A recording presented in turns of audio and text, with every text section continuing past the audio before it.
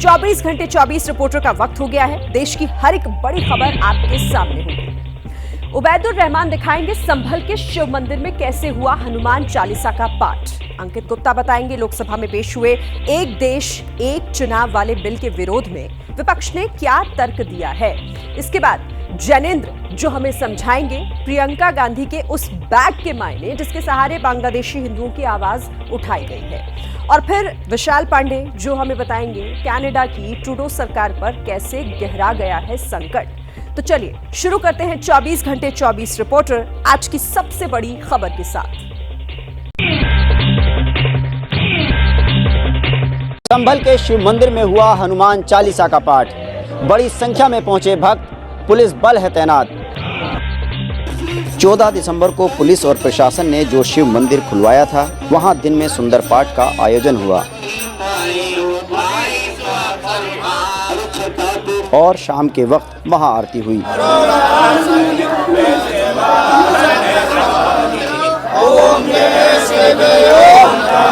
इस पूजा अर्चना में बड़ी संख्या में महिलाएं भी शामिल हुईं।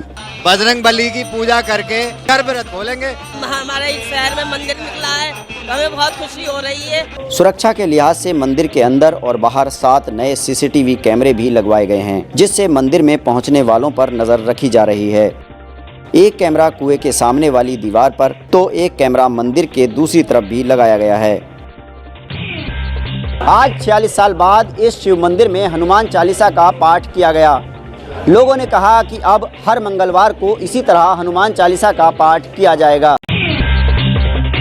संभल के मुस्लिम बहुल इलाके में मिला एक और बंद मंदिर। मंदिर में राधा कृष्ण के साथ लगी है हनुमान जी की मूर्ति। दावा है कि राधा कृष्ण के इस मंदिर का निर्माण 1982 में सैनी समाज के लोगों ने कराया था। धीरे धीरे लोगों ने पलायन शुरू कर दिया और मंदिर वीरान हो गया। हालांकि अभी भी यहाँ लोग आते जाते रहते हैं। दावा किया जा रहा है कि इस मंदिर के आसपास भी कई कुएं हैं जिन्हें पाट दिया गया है। इस बीच मस्जिद के बाहर बने चबूतरे के नीचे आज खुदाई शुरू हुई। दावा किया जा रहा है कि चबूतरे के नीचे प्राचीन कुआं है। मंदिर से सटे हुए मकान के जो अवैध हिस्से हैं, प्रशासन की टीम इन्हें भी हटवा रही है ताकि मंदिर जाने वाले भक्तों को किसी भी तरह की परेशानी ना हो। संभल के बाद वाराणसी में भी मिला कई साल पुराना बंद मंदिर। हिंदू संगठनों ने मांगी नियमित पूजा पाठ करने की अनुमति।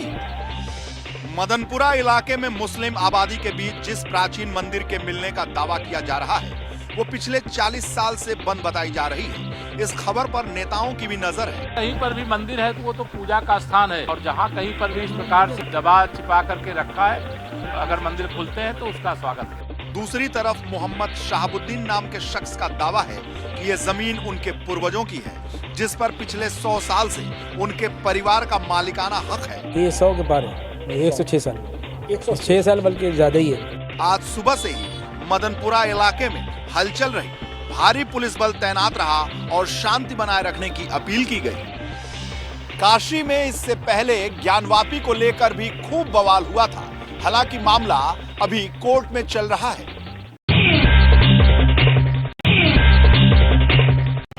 भारी हंगामे के बीच संसद में पेश हुआ एक देश एक चुनाव वाला बिल। विपक्ष ने बिल पर उठाए सवाल।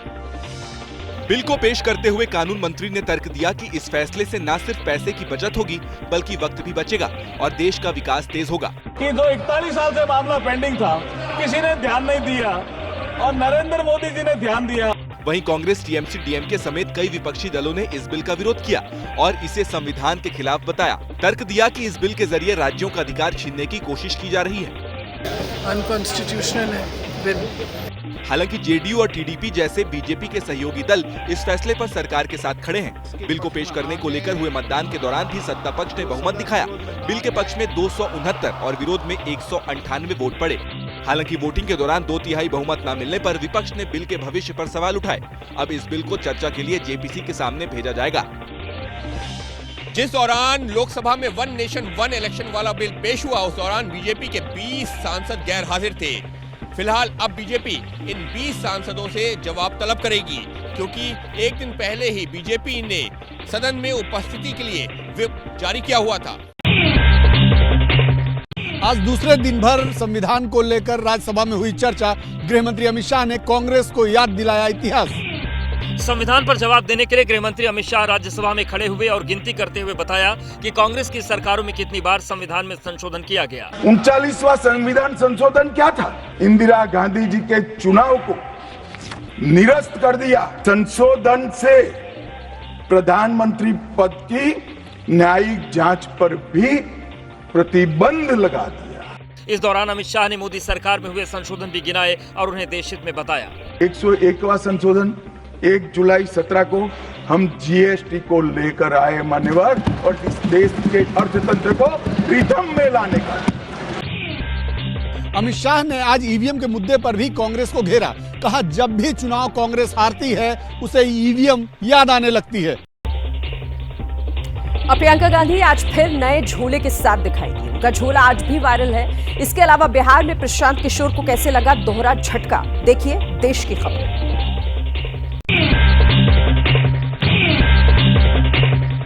फिलिस्तीन के बाद आज बांग्लादेश में हिंदुओं का समर्थन वाला बैग लेकर संसद पहुंची प्रियंका गांधी। बांग्लादेश के अल्पसंख्यकों को न्याय दिलाने की मांग। बैग पर लिखा है बांग्लादेश के हिंदू और ईसाइयों के साथ खड़े हों। इसके बाद प्रियंका ने कांग्रेस सांसदों के साथ मिलकर मकर द्वार पर प्रदर्शन करना शुरू कर दिया और नारेबाजी की। इससे पहले कल प्रियंका गांधी फिलिस्तीन के समर्थन में बैग लेकर पहुंची थी, जिस पर आज सीएम योगी ने निशाना साधा। कांग्रेस की एक नेत्री संसद में फिलिस्तीन का बैग लेकर घूम रही थी और हम यूपी के नौजवानों को इजराइल भेज रहे हैं। प्रियंका गांधी को अभी संसद में पहुंचे 1 महीना भी नहीं हुआ है, लेकिन वो कभी बैग के जरिए कभी काली जैकेट पहनकर अलग अलग मुद्दों पर अपना संदेश लोगों तक पहुंचा रही हैं। महाराष्ट्र की सियासत में फिर चर्चा आई पेन ड्राइव की। उद्धव ठाकरे के खिलाफ शिंदे गुट के विधायकों ने हाथ में पेन ड्राइव लेकर किया आंदोलन। प्रदर्शन कर रहे शिंदे गुट के विधायकों के हाथ में पेन ड्राइव नजर आई। दावा किया गया है कि उद्धव ठाकरे ने 2019 में एकनाथ शिंदे के खिलाफ साजिश रची थी, उसके सबूत इस पेन ड्राइव में है। प्रूफ्स उस पेन ड्राइव में है। वो विधानसभा में हमारे नेता जो है उसका ये मुद्दा लाएंगे, मगर ये जो साजिश है उसको हम एक्सपोज करना चाहते हैं। देवेंद्र फडणवीस ने भी 2 साल पहले आरोप लगाया था कि महाविकास आघाड़ी ने बीजेपी के नेताओं को फंसाने के लिए साजिश रची थी। ये मामला अब ऐसे हालत में तूल पकड़ रहा है जब देवेंद्र फडणवीस मुख्यमंत्री बन चुके हैं और राज्य की सियासी तस्वीर बदली हुई है। पेन ड्राइव को लेकर बॉम्बे हाईकोर्ट में याचिका दाखिल की गई है। उसमें लिखा है कि शिंदे फडणवीस को फंसाने को लेकर जांच अधिकारियों की साजिश इस पेन ड्राइव में सौंपी गई है। जन स्वराज के संस्थापक प्रशांत किशोर को एक दिन में लगे 2 बड़े झटके। पार्टी के 2 प्रमुख नेताओं ने कोर कमेटी से दिया इस्तीफा। इस्तीफा देने वाले एक नेता है पूर्व सांसद मोनाजिर हसन और दूसरे नेता है पूर्व केंद्रीय मंत्री देवेंद्र प्रसाद यादव, यानी एक मुस्लिम और एक यादव। मोनाजिर हसन आरजेडी के अलावा जेडीयू में भी रह चुके हैं, जबकि देवेंद्र प्रसाद यादव आरजेडी छोड़कर जन स्वराज के साथ जुड़े थे। दोनों नेताओं ने निजी कारण बताते हुए इस्तीफा दिया है। अब ये चर्चा तेज हो गई है कि विधानसभा चुनाव से पहले इन दोनों अनुभवी नेताओं का भविष्य किधर जाने वाला है। मैं आया, डॉक्टर एजाज अली आए, अशफाक रहमान जैसे लोग आए, तो ऐसे ऐसे लोगों को इन्होंने लाया और लाने के बाद अपमानित किया। हाल ही में हुए उपचुनाव में प्रशांत किशोर ने बिहार की 4 सीट पर प्रत्याशी भी उतारे थे, लेकिन पार्टी एक भी सीट नहीं जीत पाई। ऐसे में ये 2 बड़े नेता के इस्तीफे पीके की चिंता बढ़ा सकते हैं। मध्य प्रदेश में बढ़ते कर्ज को लेकर कांग्रेस का प्रदर्शन। विधायकों ने हाथ में कटोरा लेकर भाजपा सरकार पर कसा तंज। मंगलवार को विधानसभा के दूसरे दिन कार्रवाई शुरू होने से पहले कांग्रेस विधायक कटोरा लेकर गांधी प्रतिमा के पास पहुंच गए। आरोप लगाया कि राज्य सरकार लगातार कर्ज ले रही है, जिससे प्रदेश कर्ज में डूब रहा है। ये कर्ज लेकर के घी पीने का काम नहीं कर रहे होते तो आज प्रदेश की वित्तीय स्थिति इस प्रकार नहीं होती। तो जो मानसिकता के साथ वो विरोध कर रहे हैं वो अपने आप में वही कटोरा स्तर की मानसिकता। उन्होंने कटोरा लेके कर्ज मांगा है और घर घी पिया है, तो उनको लगता है कि शायद ये नई सरकार भी वैसे ही कर रही होगी। इससे पहले कल भी कांग्रेस नेताओं ने हाथ में खाद की बोरियां लेकर विधानसभा के बाहर प्रदर्शन किया था। राजस्थान में भजनलाल सरकार के 1 साल पूरा होने पर आयोजित हुआ कार्यक्रम, पीएम मोदी भी हुए शामिल। मंच के कोने में वसुंधरा राजे को मिली जगह। कार्यक्रम का नाम रखा गया 1 वर्ष परिणाम उत्कर्ष। मंच पर राजस्थान के सीएम भजनलाल शर्मा के अलावा मध्य प्रदेश के सीएम मोहन यादव भी मौजूद थे, जबकि पहली कतार में ही सबसे कोने में वसुंधरा राजे बैठी हुई नजर आईं। मंच से संबोधन के दौरान पीएम मोदी ने पूर्व मुख्यमंत्री वसुंधरा राजे का भी जिक्र किया। पहले भैरव सिंह शेखावत जी ने राजस्थान में विकास की सशक्त नींव रखी, उनसे वसुंधरा राजे जी ने कमान ली और अब भजनलाल जी की सरकार सुशासन की धरोहर को समृद्ध करने में जुटी है। कार्यक्रम में पार्वती, कालीसिंध, चंबल, पूर्वी राजस्थान नहर परियोजना का उद्घाटन हुआ। पीएम मोदी ने चंबल, कालीसिंध और पार्वती नदियों के जल को राम कलश में मिलाया। पीएम मोदी ने कहा कि इस प्रोजेक्ट से राजस्थान में पानी की चुनौती का समाधान होगा और राजस्थान में निवेश की संभावनाओं को भी। समाजवादी पार्टी के किस सांसद पर हो रही है बिजली चोरी का केस दर्ज करने की तैयारी, और 4 रुपए में चिकन बिरयानी के लिए कहां लग गई लोगों की कतार। देखिए राज्यों की बड़ी खबर। संभल से समाजवादी पार्टी के सांसद जियाउर रहमान के घर पहुंचा भारी पुलिस बल। बिजली के पुराने मीटर को किया गया सील। दरअसल बिजली विभाग की टीम सांसद के घर पर डिजिटल मीटर लगाने पहुंची थी। इस दौरान टीम के साथ भारी संख्या में पुलिस बल तैनात रहा। पुलिस की मौजूदगी में ही जियाउर रहमान बर्क के घर पर बिजली का स्मार्ट मीटर लगाया गया। नया मीटर लगवाएंगे, हम इनकी पॉलिसी होगी, हमें कोई इतराज नहीं है, नो ऑब्जेक्शन। जांच टीम को पता चला है कि बर्क के घर का बिजली बिल 0 यूनिट आया है। आरोप है कि कटिया कनेक्शन से बिजली का इस्तेमाल किया गया। अब सांसद के खिलाफ बिजली चोरी का केस दर्ज करने की तैयारी चल रही है। बिजली विभाग ने बताया कि लाइन लॉस को कम करने के मकसद से घरों में स्मार्ट मीटर लगाए जा रहे हैं और हालात ना बिगड़े इसलिए भारी पुलिस बल को साथ रखा गया है। नेताजी को सैल्यूट ठोकना सब इंस्पेक्टर को पड़ा भारी। एसपी ने किया सस्पेंड। यूपी के आजमगढ़ का है मामला। वीडियो पवई थाना क्षेत्र के सरायपुर गांव का है, जहां कुछ दिन पहले मर्डर हुआ था। इसी सिलसिले में गगन यादव नाम के नेता ने इलाके का दौरा किया। जैसे ही गगन यादव की थार गांव में पहुंची, इलाके की सुरक्षा व्यवस्था में तैनात सब इंस्पेक्टर गोपाल मौर्य ने पहले गगन यादव को सैल्यूट किया और फिर हाथ भी मिलाया। ये वीडियो सोशल मीडिया पर भी वायरल हो गया। सब इंस्पेक्टर ने जो कुछ किया वो प्रोटोकॉल के नियमों के खिलाफ था। इसी का संज्ञान लेते हुए एसपी ने इस मामले में कार्रवाई की। जांच जारी है। उत्तर प्रदेश के मेरठ से सामने आया अनोखा मामला। 20 रुपए में लगाई जा रही है गंजेपन से छुटकारा दिलाने वाली दवाई। हजारों की संख्या में पहुंच रहे हैं लोग। इस भीड़ में वो लोग खड़े हैं जिनके सर के बाल या तो झड़ चुके हैं या फिर झड़ रहे हैं। इस कतार में अधिकतर लोग ऐसे भी नजर आ रहे हैं जो पूरी तरह से गंजे हैं। बारी बारी से ये लोग एक ऐसे शख्स के पास पहुंच रहे हैं जो इनके सर पर कथित दवाई लगा रहा है और दावा है कि इस दवाई के लगाने के बाद सिर पर बाल उगने लगेंगे। हैरानी की बात तो ये है कि जो शख्स दवाई लगा रहा है वो खुद भी गंजा है। ये दवाई घर की छत पर लगाई जा रही है और छत पर जाने से पहले सीढ़ी पर ही लोगों से 20-20 रुपए फीस के तौर पर ले लिए जा रहे हैं। ये वीडियो सोशल मीडिया पर वायरल है और इस कथित दवाई को लगाने के लिए लोग दूसरे जिलों से भी मेरठ पहुंच रहे हैं। आंध्र प्रदेश के अनकापल्ली में 4 रुपए की बिरयानी खाने के लिए ऐसी भीड़ उमड़ी कि लॉ एंड ऑर्डर संभालने के लिए पुलिस को बुलाना पड़ा। जहां तक नजर जा रही है सिर्फ भीड़ ही भीड़। कई किलोमीटर लगी लंबी कतार चिकन बिरयानी के लिए लगी है। कीमत सुनकर आपको भी यकीन नहीं होगा। चिकन बिरयानी की कीमत सिर्फ 4 रुपए प्लेट है। नरसीपट्टनम इलाके में अनलिमिटेड मल्टी कुजीन नाम के रेस्टोरेंट ने ये ऑफर खास बिरयानी प्रेमियों के लिए रखा था। वक्त सुबह 10 बजे से 12 बजे तक ही था, लिहाजा बिरयानी खाने के लिए सड़क पर ही भीड़ जमा हो गई। भीड़ इतनी बढ़ गई थी कि हालात बेकाबू हो गए और फिर पुलिस को बुलाना पड़ा। दरअसल जिन लोगों को बिरयानी नहीं मिली थी वो हंगामा करने लगे थे। दिल्ली में एक शख्स ने पत्नी के बॉयफ्रेंड को बेरहमी से पीटा। अस्पताल में हुई मौत। घर वालों ने कहा कि पिटाई के दौरान उखाड़े गए हाथ पैर के नाखून। वारदात शास्त्री पार्क इलाके की है। पुलिस ने बताया कि 21 साल के ऋतिक वर्मा का एक शादीशुदा महिला से अफेयर चल रहा था।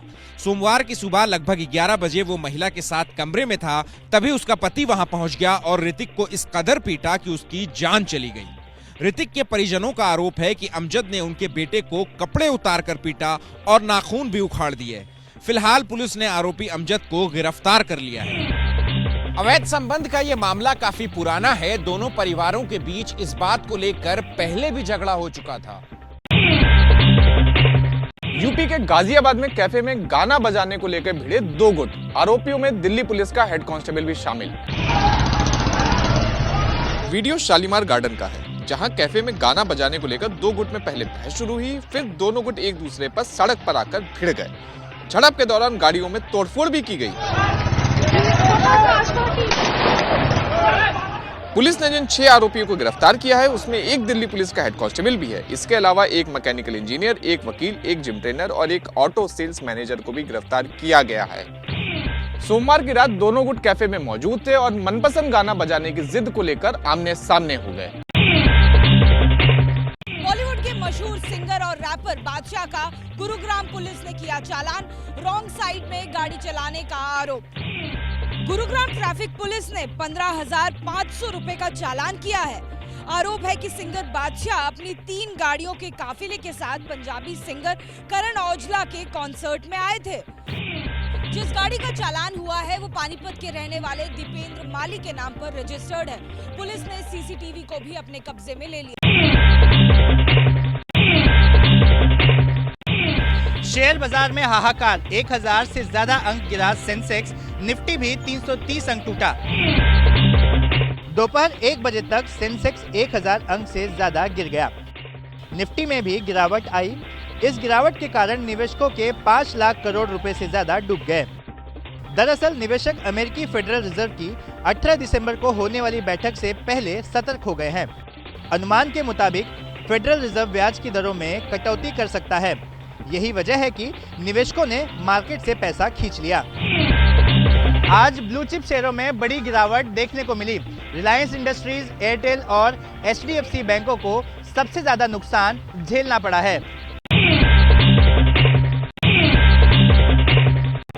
कनाडा में सरकार पर संकट गहराया। वित्त मंत्री के इस्तीफे के बाद बाहर से सरकार को समर्थन देने वाले NDP चीफ ने भी दिखाए तेवर।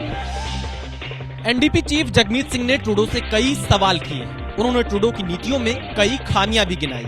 साथ ही ये भी कहा कि ट्रूडो देश के मुख्य मुद्दों पर ध्यान नहीं दे रहे हैं। ऐसे में उनका PM पद पर बैठे रहना ठीक नहीं है। पिछले कुछ महीने में कई बार जस्टिन ट्रूडो की अंतर्राष्ट्रीय स्तर पर खूब किरकिरी हुई है, जिसके बाद से ही वो अपनी सरकार के भीतर से आलोचनाओं का सामना कर रहे हैं। कनाडा की मीडिया रिपोर्ट्स के मुताबिक जस्टिन ट्रूडो अपने पद से इस्तीफा दे सकते हैं और इस बारे में उन्होंने अपनी कैबिनेट को भी बता दिया है। रूस ने यूक्रेन के कई सैन्य ठिकानों पर हमले का दावा किया है। यूक्रेन ने भी पलटवार में कहा है कि उन्होंने रूस के कई ड्रोनों को मार गिराया। तोपों से निकलता दनादन गोला बारूद, एक के बाद एक कई टारगेट को निशाना बनाती सुपरसोनिक मिसाइलें और पल भर में तबाह होते सैन्य ठिकाने। युद्ध के बीच राष्ट्रपति पुतिन को एक बड़ा झटका लगा है। रूसी परमाणु सुरक्षा प्रभारी रूसी जनरल इगोर किरिलोव की बम विस्फोट में मारे जाने की खबर है।